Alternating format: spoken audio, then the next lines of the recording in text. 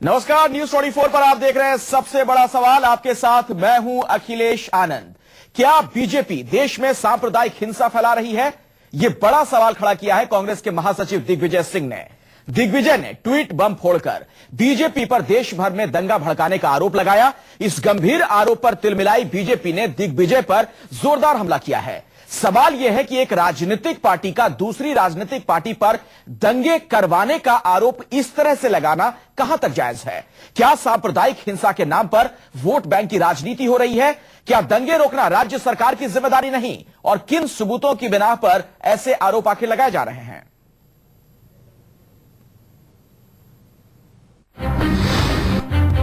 क्या बीजेपी देश में हिंसा फैला रही है? क्या किश्तवाड़ हिंसा के पीछे बीजेपी का हाथ है? क्या बिहार और राजस्थान में हुई हिंसा के पीछे भी बीजेपी है?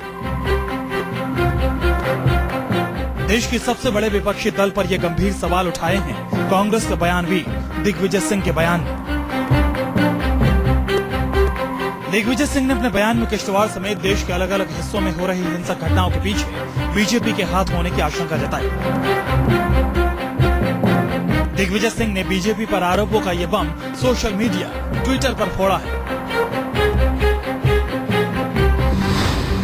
ट्वीट बम फोड़ते हुए दिग्विजय सिंह ने कहा कि बिहार में 2 महीने में 6 बार सांप्रदायिक घटनाएं हुई हैं। किश्तवाड़ और राजस्थान के टोंक में भी दंगे भड़के हैं। दिग्विजय सिंह ने अपने ट्वीट में आगे लिखा है कि उन्होंने पहले ही चेतावनी दी थी कि बीजेपी गैर बीजेपी शासित राज्यों को निशाना बना सकती है। मैंने आज से नहीं कहा है, कम से कम 2 महीने पहले कहा था, और जो मैंने कहा था वही हो रहा है। और भारतीय जनता पार्टी का सोच विचार पूरा का पूरा सांप्रदायिक है और उसी के आधार पर उनकी राजनीति चलती है। अपनी पार्टी पर इतने गंभीर आरोप लगने पर बीजेपी के नेता भी तिलमिला उठे। दिग्विजय सिंह ने बीजेपी पर यह हमला सोशल मीडिया पर किया था, तो बीजेपी की ओर से जवाब भी पहले सोशल मीडिया पर ही आया। शाहनवाज हुसैन ने ट्वीट कर सवाल किया कि जब गृह मंत्री की रिपोर्ट में बीजेपी पर आरोप नहीं लगे हैं, तो दिग्विजय किस आधार पर ऐसा बेबुनियाद आरोप लगा रहे हैं? इस ट्वीट के बाद पार्टी के नेता एक एक कर मीडिया के सामने आए और दिग्विजय पर जमकर भड़ास निकालना शुरू किया। दिग्विजय सिंह जी को किसी अच्छे डॉक्टर के सलाह की जरूरत है, क्योंकि वो ऐसे अनाप शनाप बयान दे रहे हैं। बार बार वो ऐसे ट्वीट्स या फिर ऐसे स्टेटमेंट्स देते हैं जिससे जो पूरा का पूरा कंसंट्रेशन है गवर्नेंस के ऊपर, इस प्रश्न के ऊपर, डेवलपमेंट के ऊपर जो प्रश्न है उससे डाइवर्ट हो। अब जनता भी उनकी तरकीब जानती है और पहचानती है। अगर उनको ये बात नहीं याद है तो कम से कम वो इतिहास भूगोल जान लें। उन्हें याद आ जाएगा कि 37,000 दंगों की माला उनके गले में टंगी हुई है। वो बात करते हैं कि किसने कौन षड्यंत्र कर रहा है, कौन बात कर रहा है। दिग्विजय सिंह के बयान आपको याद होगा कि उन्होंने अपने पार्टी के खिलाफ कहा था कि 7 रेस कोर्स और 10 जनपद के बीच में भी जो पावर सेंटर है उसके कारण देश का नुकसान हो रहा है। तो वैसे व्यक्ति जो अपने पार्टी के खिलाफ भी बोलते हैं, उनके बयानों को कहां तक सीरियसली लिया जा सकता है?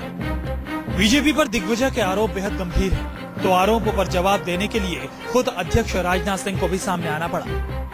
मैं समझता हूं कि सारे लोग इस बात को अच्छी तरह जानते हैं कि सर्वाधिक दंगे यदि हुए हैं तो कांग्रेस की हुकूमत में ही सर्वाधिक दंगे थे। दिग्विजय सिंह पर हमला करने में बीजेपी की सहयोगी शिवसेना भी पीछे नहीं रही। अगर आपको लगता है कि इस देश की कोई राजनीतिक पार्टी देश को खतरे में डालती है, तो आपके पास इंटेलिजेंस ब्यूरो है, आपके पास सुरक्षा दल है, आपके पास पूरी सिस्टम है। आप उनके ऊपर कार्रवाई करें, फिर डरते क्यों? बीजेपी और उनकी सहयोगी पार्टी भले ही दिग्विजय के आरोपों को बेबुनियाद करार दे रही हो, लेकिन जेडीयू को भी दिग्विजय के इस आरोप में दम दिख रहा है। नरेंद्र मोदी जिस तरह से भाषा का इस्तेमाल कर रहे हैं, हैदराबाद में भी उन्होंने पाकिस्तान को लेकर के, बांग्लादेश को लेकर के, किश्तवाड़ को लेकर के जिस लहजे में भाषण किया, वो लहजा जो है बिल्कुल कॉम्युनल लाइन पर देश को बांटने का लहजा है। किश्तवाड़ में हिंसा कैसे भड़की, गृह मंत्री संसद में बता चुके हैं। बिहार और राजस्थान में हुई हिंसा के पीछे किसका हाथ है, ये भी जांच में साफ हो जाएगा। बावजूद इसके इन संवेदनशील घटनाओं पर सियासत बदस्तूर जारी है।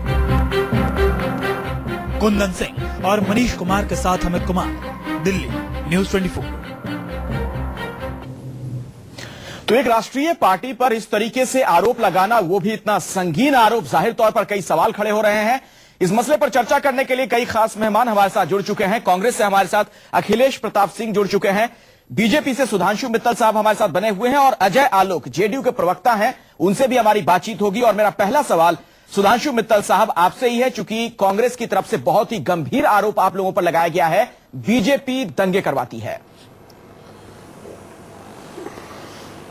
ऐसा ही ये कांग्रेस की तरफ से आरोप है या दिग्विजय सिंह जी की तरफ से आरोप है, पहले ये स्पष्ट जरूर हो जाए। ये अखिलेश जी से मैं पूछ लेता हूं। अखिलेश जी, तक आदत रही है, अखिलेश जी बता दें किसकी तरफ से आरोप है?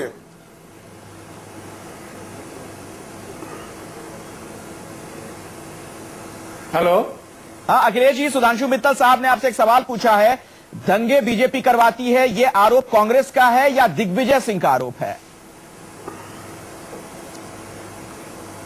ये नई बात कहा है, ये तो जंग आजादी के पहले से लोगों को पता है कि बीजेपी एक क्रिमिनल पार्टी है, हार्डकोर पार्टी है। ठीक है, कई बार इस पे बैन भी लग चुका है। ठीक है सर, तो आपका पक्ष स्पष्ट हो गया। मैं आता हूं आपके पास, सुधांशु मित्तल के पास चल लेते हैं, क्योंकि मैंने उनसे सवाल पूछा था। आता हूं सर आपके। हाँ सुधांशु मित्तल साहब बोलिए।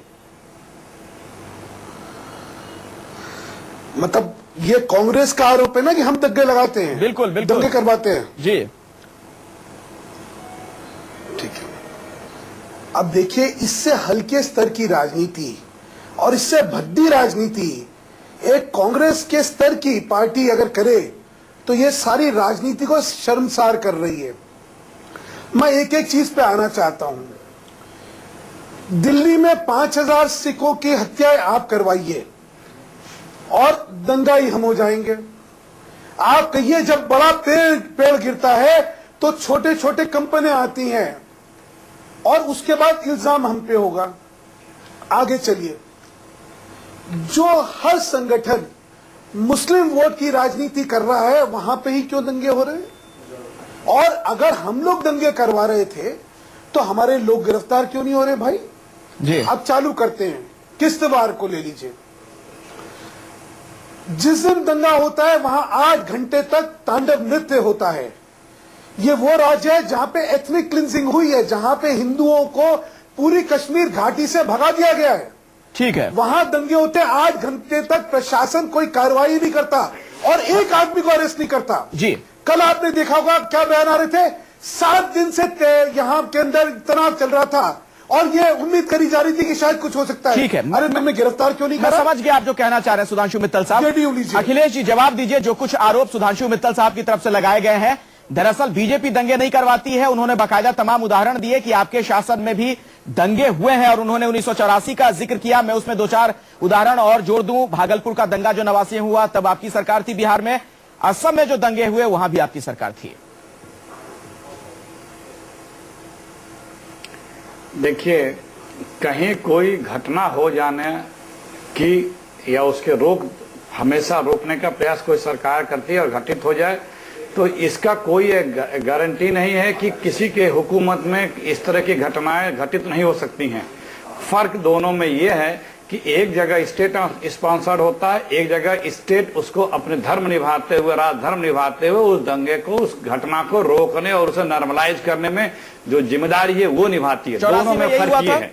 अखिलेश जी, 84 में सरकार प्रायोजित नहीं करती है जी। नहीं, सरकार के सब लोग भुगत रहे हैं। जो लोग हैं उस पर पूरी बहुत बहसें हो चुकी हैं, उस पर शीर्ष स्तर तक से खेद दुख सब कुछ व्यक्त किया चुका है और ये लोग आज भी जिन ऐसी हरकतों पे गर्व महसूस करते हैं, दम्भ के साथ कहते हैं कि ऐसा हुआ था इसलिए हमने ये किया था। ये बेसिक फर्क है दोनों में, ये सोच का फर्क है, ये विचारधारा का फर्क है। मित्तल साहब, ये कोई पार्टी लाइन नहीं है जी। जो सोच है वही चलेगी। सुधांशु मित्तल जी, आप लोग भी गुजरात के लिए माफी क्यों अलग अलग सोच है दोनों। अगर अखिलेश प्रताप सिंह जी ये कह रहे हैं कि जो कुछ हुआ 84 में गलत था और जो उन लोगों ने किया उन्हें सजा मिली, तो आप लोग भी माफी क्यों नहीं मांग लेते हैं गुजरात में जो कुछ हुआ उसके लिए? पहली बात तो इनके यहां किसको सजा मिली ये तो बतला दीजिए मुझे आज तक। दूसरी बात, चलिए, ये विकृत मानसिकता के लोग हैं अभी यही नहीं पता, जो आज भ्रष्टाचार से घिरे हुए हैं, कुशासन से घिरे हुए हैं और जब हर फ्रंट पे मेरे सवाल का जवाब आपने नहीं दिया सुधांशु मित्तल साहब। और जनता सुधांशु मित्तल साहब आपसे मैंने जो पूछा, मैंने कहा कि जो कुछ गुजरात में हुआ क्यों नहीं आप माफी मांग लेते हैं अगर गुजरात आप लोगों के गले की फांस बन चुका है? पहले नहीं क्यों बन चुका है? गुजरात में इतने इन्होंने जांचें करवा ली, सब कुछ करवा ली, आज तक नरेंद्र मोदी जी के ऊपर कोई उंगली उठ पाई क्या? क्योंकि ये कह रहे हैं, हम लोग ये कहते हैं कि हाँ गलती हमसे हुई इसलिए हम माफी, जब हमने कुछ करा नहीं, वहां पे प्रशासन ने पूरी तन्मयता से काम करा, वहां पे किसी को अंदाजा है कि जो कैजुअलिटी है क्या कैजुअलिटी है? ठीक है, वहां की कैजुअलिटी समझ लीजिए। दंगों को लेकर आप क्या होते हैं, पहले जो सुधांशु जी दंगों को लेकर आप दोनों के पास अपने अपने तर्क हैं, अखिलेश जी के पास भी हैं, आपके पास भी हैं। एक और हमारे साथ हैं अजय आलोक साहब हैं जेडीयू से, आपके साथ उनकी सरकार बिहार में रही है, शायद उनसे मेरा संपर्क नहीं हो पाया। हाँ सुधांशु जी अपनी बात पूरी कर लीजिए। देखिए ये दंगों के पीछे की असलियत जानना बहुत जरूरी है।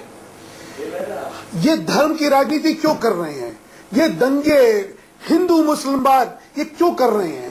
क्योंकि अब जब सारे तरकश के बाण इनके फोके हो चुके हैं तो अब एक ही तरकश में बाण दिखता है कि मुसलमान की वोट मैं किस तरह उनको गुमराह करके ले लूं, उनको भाजपा का डर दिखा दूं। इसके अलावा और कोई विकृत मानसिकता का प्रतीक है ही नहीं। मतलब आप ये कहना चाह रहे हैं कि हम लोग बात कर रहे हैं, राजनीति हम लोग विकास की बात कर रहे हैं। एक मिनट सुधांशु जी आप यही कहना चाह रहे हैं? बिल्कुल वोट बैंक की राजनीति कर रही है। हम विकास की जी अगले जी एक सेकंड पूरा कर लूं मैं। हम विकास की बात कर रहे हैं, हम कुशासन की बात करें, ये दंगे की बात करें, ये धर्म की राजनीति की बात करें, ऐसा करें और एक ही भाषा, एक विकृत भाषा कौन सी जिससे पूरी राजनीति शर्मसार हो जाए? अखिलेश ये क्यों कर रहे हैं? आरोप लगा रहे हैं कि आगे बढ़ने का वक्त आ गया है, विकास की बात मुसलमान की वोट जो है उसके लिए जा रहे हैं बार बार। भाई मेरे इतना लंबा चौड़ा तकरीर, कब कांग्रेस पार्टी जो है कम्युनल मुद्दे पे राजनीति की है? कभी नहीं की है। और इन्होंने कब विकास के मुद्दे पर राजनीति की है? कोई एक चुनाव बता दें किसी भी प्रदेश या देश का, एक चुनाव का एजेंडा देख लें। एक चुनाव, अंतिम चुनाव जो इनका था, सत्ता से हटे थे, बस इंडिया साइनिंग करके था। विकास आज भी कहां, ये विकास की बात कर रहे हैं? आज भी सिर्फ झूठे खोखले वादे करते हैं, उसमें भी रोज फंस जाते हैं, जो गुजरात का उदाहरण बताते हैं। और अभी भी कोई भी नेता इनका ये नहीं कहता है कि मेरे में ये खूबी है, मेरा ये पॉलिटिकल या सोशल एजेंडा है जिसपे हम वोट मारेंगे। ये अभी भी कम्युनल बात करते हैं। और आप इतना खोद खोद के पूछ डाले, लेकिन उसको गर्वान्वित होकर ही बता रहे हैं। उसको ये नहीं कह रहे हैं कि अगर किसी को खेद हुई हो तो हमें तकलीफ क्षोभ है, किसी को कष्ट पहुंचाया तो हम क्षमा मांगते हैं। अच्छा, हमारे यही कह दें कि हमारी सरकार ने बहुत कुछ किया, लेकिन उसके बावजूद भी नहीं, सुन लीजिए, पूरा समय हमको भी दीजिए। बोलिए हाँ बोलिए अपनी बात पूरी कर लीजिए, फिर मैं चलूंगा सुधांशु मित्तल साहब के पास। बोलिए।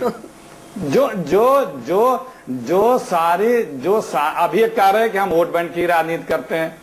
आप दिल्ली में मीटिंग करेंगे, कहेंगे कि विजन एजेंडा ला रहे हैं माइनॉरिटी के लिए। दिल्ली की वर्किंग कमेटी में गुजरात पहुंचते ही पपिया और बुरका और पता न क्या क्या स्टेटमेंट दे डालेंगे। क्यों?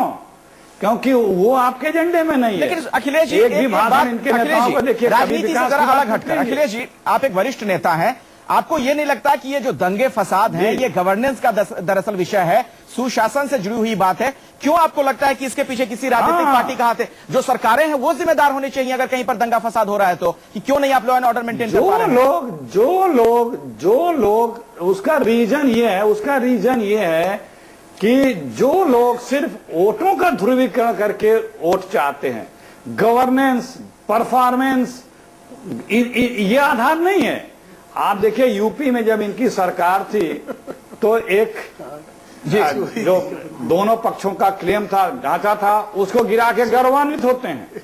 चलिए ठीक है, हम से भी एक दिन का सजा की तरफ ज्यादा ही जा रहे हैं। ठीक है, अरे भाई जो चीज बातचीत या कोर्ट के मामले नहीं, जो चीज कोर्ट और बातचीत के मामले के अलावा ठीक है नहीं, हमारे साथ अजय आलोक भी जुड़ गए हैं। किस तरह देखिए बीजेपी के बारे में, जो बीजेपी के बारे में कुछ नई खोज करने की आवश्यकता नहीं है। दिग्विजय सिंह ने जो बातें की सबको पता, उसका समर्थन जेडीयू ने भी किया है। जेडीयू के प्रवक्ता है अजय आलोक हमारे साथ जुड़ चुके हैं। अजय जी आप लोगों को भी ऐसा क्यों लग रहा है कि बीजेपी दंगे करवा रही है? देखिए, अगर आप ये अभी हमारे साथ थे 7.5 साल तक, हम लोगों ने 7 सरकार चलाई, एक भी ऐसा इंसिडेंट पूरे बिहार में कभी नहीं हुआ। अब पिछले 2 महीने में माननीय दिग्विजय सिंह जी ने ठीक कहा कि बिहार में 6 ऐसी घटनाएं हो चुकी हैं। हालांकि प्रशासन बहुत सजग है। अजय जी, लेकिन आपकी जो दलील है बहुत अजीब सी दलील दरअसल लग रही है। में ले लेते ये क्या लेकिन सरकार अगर आप इनके पृष्ठभूमि में जाइए, आप अगर इनके पृष्ठभूमि में जाएंगे, अगर किसी राज्य में दंगा फसाद हो रहा है, लोगों की जान जा रही है, तो फिर सरकार क्या कह रही है, प्रशासन क्या कर रहा है? बीजेपी तो फिर आपको यह कह सकती है कि अगर बिहार में सुशासन था तो उनकी वजह से था, वो जैसे ही सत्ता से अलग हुए तमाम तरह की इस तरह की घटनाएं सामने आने लगी। इसका मतलब वो मान रहे हैं, इसका मतलब वो बीजेपी वाले मान रहे हैं कि हम सत्ता में थे इसलिए हम नहीं कर रहे थे, अब हम विपक्ष में आ गए इसलिए हम दंगा करवाएंगे। यही बात तो दिग्विजय सिंह जी कह रहे हैं। सुधांशु जी, इस पर कोई गैर भाजपा शासित राज्यों में जहां भाजपा शासन में नहीं है वहां दंगे करवाए जाएंगे। आप इसके इतिहास में जाएं, 1948 की आपको बात याद, रुकना पड़ेगा मित्तल जी को जब आरएसएस पे प्रतिबंध लगाया गया था, गोवालकर साहब को एक छोटा सा कमेंट पहले ले लेना सुधांशु मित्तल साहब, श्यामा प्रसाद मुखर्जी को माननीय पटेल साहब ने खत लिखा था।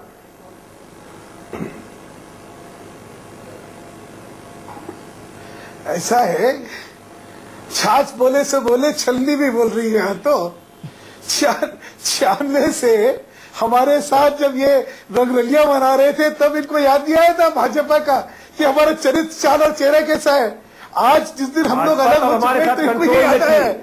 बहुत हमारे साथ थे, अंकुश लगा हुआ था आप पे। एक सेकंड, आज आप गैर आप बोलने दीजिए, अब आप बोलने दीजिए। आप तो जुम्मा 4 दिन हुए नहीं राजनीति में आए हुए, आपको पता क्या है, इतिहास क्या पता है? नए आए हैं, जरा उतनी बात करिए जितनी आपको पता हो, जानकारी। तो सबसे बड़ा सवाल में आज हम चर्चा कर रहे हैं दिग्विजय सिंह के उस बयान पर जिसमें उन्होंने कहा है कि बीजेपी दंगे करवाती है। सुधांशु मित्तल साहब और अजय आलोक जी, वक्त चूंकि हमारे पास नहीं है इसलिए माफी के साथ आपको मैं कहना चाहूंगा कि आपके पास तो मैं नहीं आ पाऊंगा, लेकिन चूंकि कांग्रेस की तरफ से आरोप लगाए गए इसलिए छोटा सा जवाब दीजिएगा। अखिलेश जी, आपसे मेरा यह सवाल है, क्या कांग्रेस सांप्रदायिक ध्रुवीकरण के लिए इस तरह के बयान दे रही है? नहीं, कांग्रेस कभी इसमें बिलीव नहीं करती है। मैं आपको छोटा सा सवाल खड़ा करना चाहता हूं। जिस आरएसएस से बीजेपी गवर्न होती है जी, वो आरएसएस क्या है, कहां पे उसका रजिस्ट्रेशन है? सोशल संस्था है कि पॉलिटिकल संस्था? कहीं है ही नहीं उसका रजिस्ट्रेशन। उसका बायलाज क्या, उसका संविधान क्या, उसके अंदर जवाब क्या दे रहे हैं, क्या होता है, डेमोक्रेसी क्या है? नहीं है, आप पूछ क्या रहे हैं, विचारधारा की लड़ाई है, विचारधारा की लड़ाई है। एक शब्द कहना चाहता हूँ, बिल्कुल छोटा जवाब दीजिएगा सुधांशु जी, बिल्कुल छोटा। आनंद जी 5 सेकंड में जी। आनंद जी, बुत हमको कहे काफिर, अल्लाह की मर्जी है। चलिए, इनका ये चरित्र है। ठीक है, ठीक है।